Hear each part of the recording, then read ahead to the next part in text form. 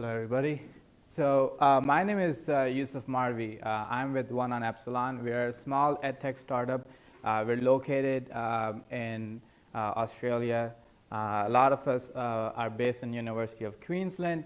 I myself, my day job is I'm a middle school math teacher at KIP Los Angeles. My school is KIP Comienza. I've been teaching. This is my 7th year teaching. I've always taught Title I schools. So a lot of things that Ms. Rizzo said really resonated with me, and teaching is what keeps me in classroom. So what I wanted to share with you guys is our product, which is called Epsilon Stream, and there should be a flyer coming around that gives a little bit more information about right here. Okay, perfect. Okay. So why are we called One on Epsilon? Okay, so like in mathematics, epsilon is this really arbitrarily small number, right? And we hope that our ideas, even though small, like if you take 1 over that number, it becomes a larger idea.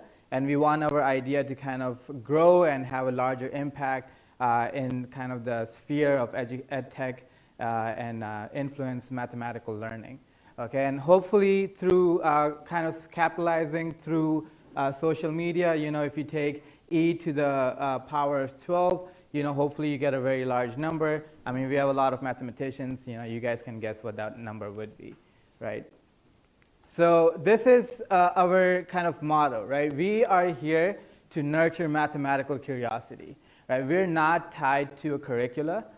We do not have any motto. We are not supporting any textbook or anything like that. We're a group of 12 individuals. We are parents, teachers, researchers. Many of us are wearing different hats. And we're just in it together to kind of really create this product that really furthers and nurtures mathematical curiosity. That's everything that we do is kind of tied into this idea of how do we kind of further mathematical curiosity. Okay? So our product is called Epsilon Stream. It is an iOS app, and it can also be downloaded on Android. And our tagline, our basically operating procedure is watch, play, and explore mathematics. So a lot of the apps that we download, or a lot of the websites that exist, they only aim to do one thing, which is you go on, you watch video, you practice for homework problems, so you could do better on a test. Right? That's basically a lot of what math apps and math websites are aimed for, is that for you go online and try to understand that homework so you could actually get a better score. And that kind of underscores what a lot of the presentations were. That actually does not help mathematical learning. That actually kills mathematical learning. Okay? So we said, how do we basically engage students in a curiosity-driving way that is not just existing to help students do homework and help them actually appreciate what mathematics is about. All right? So keep in mind, I'm going to come back to this of why is it that we are focused on watch, play, and explore mathematics. I'm going to come back to this in a second. Okay? So we originally started by creating these blogs. So if you go on our app, or on our website, which is epsilonstream.com, we create our own original content. But that content is very small. Like in the larger sphere of mathematics, it's not a voluminous amount of content that we're creating. So we create these monthly blogs, which is called Curious Epsilons. Right? So we recently, just this week, our latest blog is called Going Off on a Tangent. Right? So like if you guys think about high school, how many times does the word tangent come up? Pre-algebra, geometry, trigonometry, calculus. But if you ask me as a high school student, what's the connection between all the word tangent coming up? I had no idea. So the blog is not trying to solve anybody's mathematical calculation problems. What we're trying to really do is inspire students to see, interesting. I never thought about it that way. Okay, so we create these monthly blogs, and they're supposed to drive curiosity. In addition to it, we have snippets. We had another comment about, what do you envision yourself as a mathematician? And so what these snippets do is, besides being a glossary of math terms, they're also a glossary of mathematicians current and existing, and people, mathematicians that we're not aware of. And finally, what we do is this thing called editor's picks.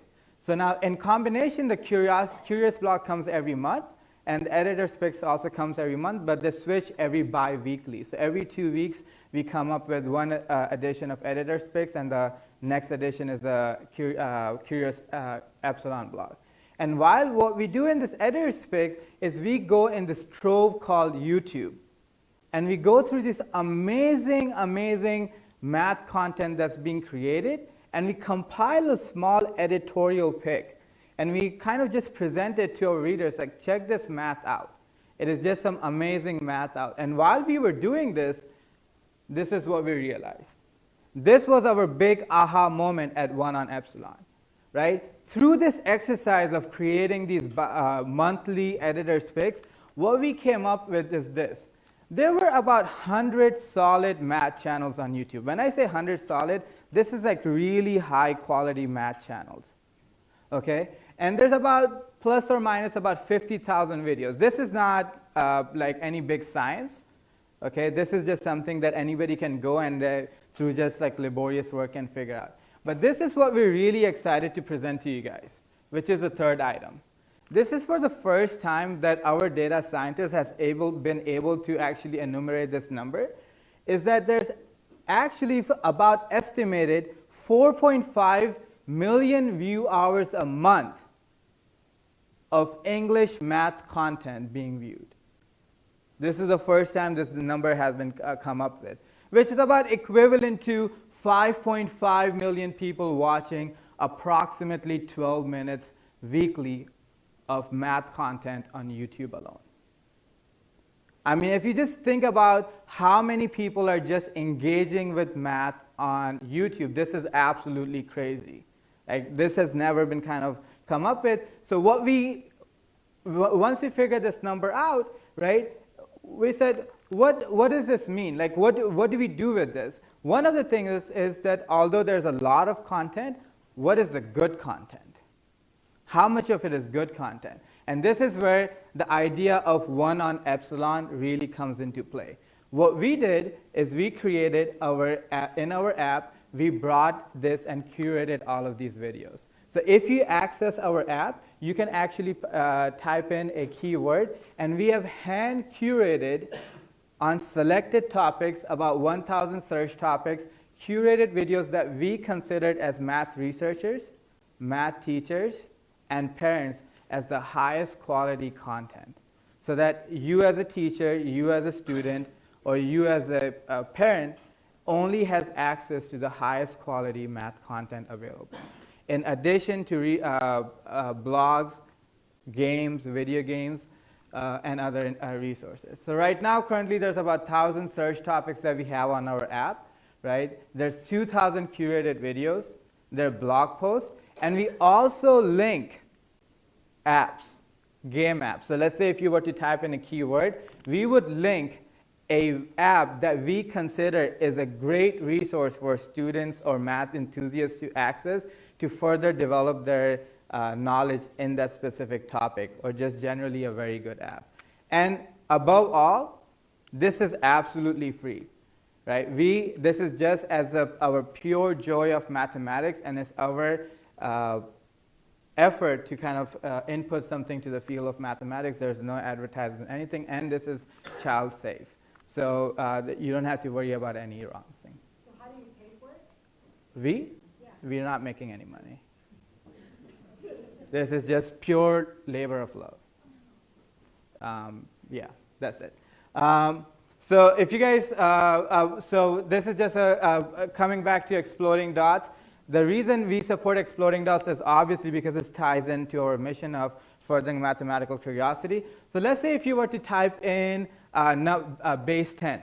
If you were to type in base 10, you know, how it would show up is like, obviously you would have 1 or 2 videos that also do a great job covering the topic of base 10, but then it also links directly, correlates the videos that connect with exploding dots that correlate to the topic, and it brings that up. So exploding dot, all of the content for exploding dot is actually tied into our app as well, topic by topic.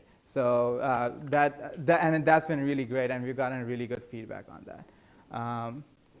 This is an example of it. So here you would type in, or you could just go to the channel, and you can access all of the videos for exploding dots on our app as well, if you just wanted to explore the channel by itself. Okay, so you feel free to, at this point, if you guys are interested, we are really looking for feedback. If you guys are interested as teachers, as parents, as researchers, we encourage you guys to download the app, or you could feel free to follow us on Twitter at Epsilon Marvi or at One on Epsilon. And we really do feel in sync with exploding dots, and it's a huge part of what we're trying to do. So, thank you.